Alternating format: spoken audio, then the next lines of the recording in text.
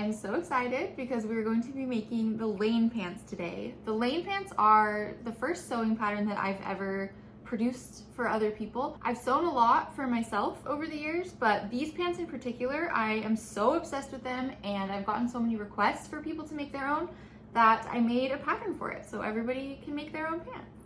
So the lane pants are a very relaxed fit, wide leg, full length, high-waisted, stretchy waistband pant. They're basically perfect in every way. They're extremely comfortable. I've had people who make them call them like secret pajamas, which I feel like is such a good description. That's exactly how I feel about them. I've made several pairs at this point, and I kind of don't want to wear anything else. I hate traditional pants like jeans. I can't stand them. They're like so uncomfortable. I officially swore jeans off like a year and a half ago. I'm probably never gonna wear jeans again in my life, especially if I have pants options like these. So I'm so excited about this. This pattern is extremely versatile because there's like elements to it that you can kind of mix and match and choose what you want to do or not.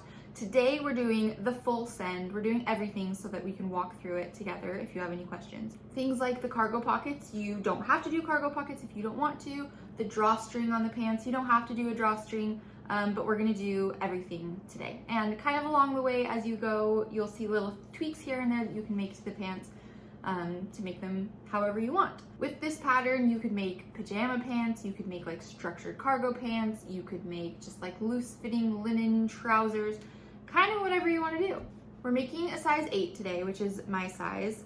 There's a size chart in the pattern so that you can easily find what size you are. And if you fall in between sizes, then there are instructions in there as well on what kind of size to pick, and if your measurements differ greatly, then there's instructions on how to like grade the pattern in between sizes. But because they are such a relaxed fit, they're very adjustable, especially in the waist. So I would recommend finding your hip measurement, making the pants to that hip measurement, and then the elastic is super easy. Once you get to that step, if the original elastic width is too big for you, it's extremely easy to just cinch in a little bit more, and we'll get to that when we sew our elastic. Okay, so I have all my pieces cut here. They're ready to go. I've marked all of my notches, all my lines, all of that kind of stuff is already on the pattern pieces, so make sure you don't skip any of those. One thing I do want to add before we jump into construction, I did cut my drawstring on the bias. So when you cut your drawstring, you can either cut it along the grain line or you can cut it on the bias. Cutting it along the grain line is how we put it into the pattern. That's perfectly great to do it that way, and that saves the most fabric so that you're not cutting a big diagonal line through your fabric. But if you do want to cut it on the bias, which is how I've cut it, it just makes it a little bit like stretchier, it has a little more give to it, and then when you're turning your drawstring inside out, it's a little bit easier to turn inside out. So especially if you're using like a really thick fabric, it could be easier to cut it on the bias. The way that I've cut my bias is I cut it into strips, diagonal bias strips, and then sewed those strips together. So you can kind of see there's like seams along my drawstring. You absolutely do not have to do it this way. You can just cut yours straight on the grain. That's perfectly great, but I just wanted to note that since you'll see my seams on my drawstring, and that's why I did it that way. That's just my personal preference, but you can do it however you want to do it. A couple last notes. The pattern was made for an individual who is 5'7", which is me. I'm 5'7". If you're significantly taller or shorter, then you might want to adjust the length. If you're like 5'6" or 5'8", you're probably good. I would just stick with the normal pattern, and you can like change things a teeny bit in the finishing construction steps. But if you're significantly taller or shorter, if you're like 5'2", 5'11", you might want to adjust the length or the rise of the pants. And there's instructions in the pattern on how to do that as well. And just as a general rule, let's say you're 5'1", so you're like 6 inches shorter than me. A general rule is to half that length. So you would make your pants 3 inches shorter if you're 6 inches shorter than me. If you want to, you can do whatever you want. Okay, last note, the fabric that I'm using today is a 5-ounce 100% linen. It's from The Fabric Store. I can link the exact fabric below. It has like a really nice drape to it. I'm excited about these ones. I've made one other pair of linen lane pants and they turned out so gorgeous. So I'm excited about this. It's like the color is called wintergreen. It's kind of like a grayish, bluish green. So it'll be a good like cargo pant color, I feel like. Also a neutral, so it's not super bright green. So yeah, let's jump into construction. I'm so excited about these pants. My other pairs of lane pants are on constant rotation. I definitely need more colors, more options. So let's get into it. We're going to start with the pocket bag. So find the notches that you snipped in the center and fold it in half at those points, wrong sides facing each other. I like to pin and press it in place, especially if I'm using a fabric like linen that might move around on me a little bit more. Go ahead and sew a straight stitch along the bottom edge with a 1/4 inch seam allowance, and once that's done, flip the pocket bag out the other way around so now the right sides are together. You might need something pointy to go ahead and poke into that corner so that that corner is nice and crisp. Again, press and pin that pocket bag together, now with the right sides together, and sew along the bottom edge, this time with a 3/8 inch seam allowance. So that should enclose your first seam allowance within this stitch. And if you've never done this kind of seam before, it's called a French seam, and you just did your first one and it looks great. Repeat that process with your other pocket bag, and now we are going to attach the pocket bag to your front pant leg. Find the diagonal edge of your pocket bag and match it up with the diagonal edge of your front pant, right sides together, and sew that in place with a 1/2 inch seam allowance. Finish that edge however you prefer. I'm going to be using a serger today. If you don't have a serger, a zigzag stitch will work just as well. Now you're going to take the seam allowance from the stitch you just did and fold it under toward the pocket bag and press that in place. We're going to do a little stitch along the pocket bag edge, which is called an understitch, and this just prevents the fabric from rolling to the visible side of the garment. Once you've done your understitch right along the edge of that seam, you're going to flip your pocket bag under and align the edges of the pocket bag with the edges of the front pant and press that all in place. I like to go in with a lot of pins here just to make sure the pocket bag doesn't slip and slide around where it shouldn't. And once that's all pinned in place, go ahead and baste stitch along the side and top of the pocket bag where it meets up with the front pant. Do that with a 1/4 inch seam allowance so that the base stitch doesn't show when your pant is finished. Once both pocket bags are attached to their corresponding front pant legs, we're going to line up the front and the back pant right side together and sew along that side seam with a 1/2 inch seam allowance.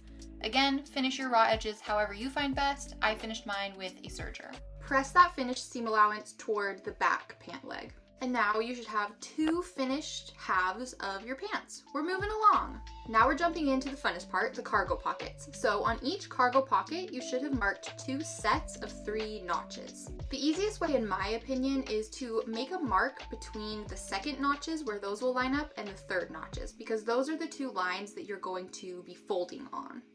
You're going to want to line up the third and first notches, but what I'm going to do is first pinch along the third notch line and press that to make sure that that fold is nice and even and crisp. And then I'm going to fold over on the second line so that the first notch lines up with the third notch. The key to making this successful is just marking everything really clearly and ironing a ton to get those lines really parallel to each other, because if one line is kind of crooked or off, it's going to kind of mess up the other ones. Repeat that process on the other side so that there should be 2 pleats folded into the middle on the back of the pocket. This is what it should look like, and then once everything looks good, go ahead and do a line of basting along the top and bottom edges of your cargo pocket to keep the pleat in place. Now you're going to fold the top edge of the cargo pocket down 3/8 of an inch, and I like to use a tape measure here just to kind of double check along the full top edge that everything is folded the same distance. Press that in place and then fold it down another 3/8 of an inch, same process, kind of double checking that measurement, and press it in place. Since you're folding several layers of fabric, especially under the pleats, I really go in there with my iron quite a bit to make sure everything is laying very flat. Go ahead and stitch that top edge down with a 1/4 inch seam allowance. Now that the top of the cargo pocket is finished, we're going to fold the sides and bottom edge of the pocket in 3/8 of an inch. And don't worry about finishing these raw edges. They're going to be enclosed in the seam allowances of the next stitches. Again, this is another place that I measure along the way to make sure those edges are going to be really straight, and I also use my iron quite a lot to make sure that everything is laying very flat and holding in place, because when you pin and stitch the pocket on, you don't want anything to shift around, especially with fabrics like linen. Now you have a beautiful pocket, and we are going to leave that there for now and move over to the cargo pocket flap. Take your cargo pocket flap and fold it in half, right sides together, along the notches that you made. So this should be hot dog style, the long and skinny way. And then go ahead and stitch along the 3 raw edges at a 1/4 inch seam allowance. Make sure you leave a gap in the center about 1.5 inches apart. The bigger you make it, the easier it will be to turn inside out, but don't make it too big. 1.5 inches is a good general length. Go ahead and trim your corners to reduce bulk, and then turn the pocket flap inside out through that gap that you left and press it flat. And you may want something pointy again to poke into those corners to make sure they're nice and sharp. We're now going to pin your cargo pocket onto your pant leg. So find that line that you marked. There's 2 lines, one for the flap, that's on top, and one for the pocket, that's the bottom one. So find the bottom line and line it up with the top edge of your cargo pocket and pin it in place. It should both align with that pocket placement line, and it should be perpendicular to the side seam of the pant. With your pocket pinned in place, this is a really good time to check that the flap that you've made is also the right size. It should be just barely wider than your cargo pocket. So if it's smaller, that means you made your seam allowances on the pocket flap too big. If it's significantly bigger, then you made them too small. This is what it should look like, and now we are all good to sew on our cargo pocket. So how we're going to do this is we're going to start at the top right-hand corner of the cargo pocket. Starting there, we're going to edge stitch along the side of the pocket downward toward the bottom. Once we get to that corner, flip your fabric, stitch along the bottom edge. Once we get to the next corner, flip your fabric, go up the other edge. When you get to the top of that one, flip your fabric again. Make just 2 or 3 stitches to get a 1/4 inch away from that first stitch. And then we're gonna double back along the stitch that you just did, that U shape. We're gonna go back through again, a 1/4 inch away from the first stitch. So once you've double backed and gone back through that U shape again, this is kind of what it should look like. You should have 2 rows of top stitching along those 3 edges of your cargo pocket. And that is your pocket done. We'll be doing basically the same thing for the cargo flap, except that we're not attaching it to the pant quite yet. Starting at that top right-hand corner, again, edge stitch along the edge, and the bottom, then the other edge, and then double back through the U shape, all the way back around so that you have 2 rows of stitching a 1/4 inch away from each other. Now that that's been top stitched, go ahead and line your flap up with the top placement line on your pant leg. So it should look something like this. Pin it in place, again perpendicular to the side seam, and square it up with your cargo pocket. We're going to attach the cargo pocket flap very similarly to how we did the cargo pocket, except we're just going to be stitching along that top edge. So start by edge stitching along the top edge of the cargo pocket flap, twist your fabric, do those couple stitches just to get a 1/4 inch away from the first stitch, go back the other direction so that you have now 2 lines of stitching, and connect it with where you started your stitch. And this is what your cargo pocket and flap should look like, all completed. Now that that's done, we are going to attach both sides of your pants. So line them up, right sides together, laying on top of each other, and pin along the front and the back rise. Make sure any notches are lined up, and then go ahead and stitch along those rises with a 1/2 inch seam allowance and finish your raw edges. Go ahead and press both of those seam allowances to the left. It takes a little bit of finagling to get the seam to lay flat, especially at that curve, but you can do it. And then the next step is completely optional. You absolutely don't have to do it, but we are going to top stitch along the front rise and the back rise. It's really just for a little bit of extra durability, maybe for aesthetic purposes. It's typically done on more heavy duty fabric, but you can do it on any fabric you want. Obviously this is a linen, not super heavy duty, but I'm gonna choose to do it anyway just because I like the way it looks. Similar to how we top stitched the pockets, we're going to edge stitch along the back rise, and then flip it around, double back a 1/4 inch away from the first stitch so that you end up with 2 rows of top stitching. And look, they're starting to look like real pants. So cute. So now we are going to sew the inseam together. So go ahead and lay the pants flat, right sides together, so that the legs are kind of splayed, and pin along the inseam so that the hem and the rise seams are all lined up. Pin along that entire inseam, sew that in place with a 1/2 inch seam allowance, and then again, finish the raw edge. You'll also want to press your seams flat here toward the back of the pant. I'm going to top stitch my inseam as well. Again, this is totally optional, you absolutely don't have to. And especially this step can be a little bit tricky because you're going to be sewing up inside the leg of your pants. So toward the top, it gets a little bit dicey, but you can do it if you want to. Once again, we'll start by edge stitching right along that seam. And as you go, the beginning starts out pretty easy, and then the more up into the pant leg you get, I kind of take my thumbs and hook them behind the pant leg to make sure that whatever section I'm stitching, none of the pant leg is getting sucked under and accidentally stitching into the other side of the pants. So as long as that one section that you're stitching stays flat, don't worry about all the bunched up fabric around it. It gets kind of like hectic and scrunched, but just keep going, just keep scooping your thumbs under there, and the closer up the pant leg you get, kind of the slower you have to go, the less you can sew at one time. But before you know it, you'll get there. Then when you get to the top of where the rise seams connect, you can kind of flip the pant leg around, push everything through your little sewing machine hole, and start going back down the other way, a 1/4 inch away from the first seam. And again, keep everything scrunched and out of the way, but the further down the pant leg you get, the easier it gets until eventually you make it down to the bottom and your pant leg looks so cute and you did a good job. We're going to go ahead and move to the waistband. If you're doing a drawstring, make sure that you've marked your buttonholes, and if you're using a very lightweight fabric, you may consider putting some interfacing behind the buttonholes just for extra durability.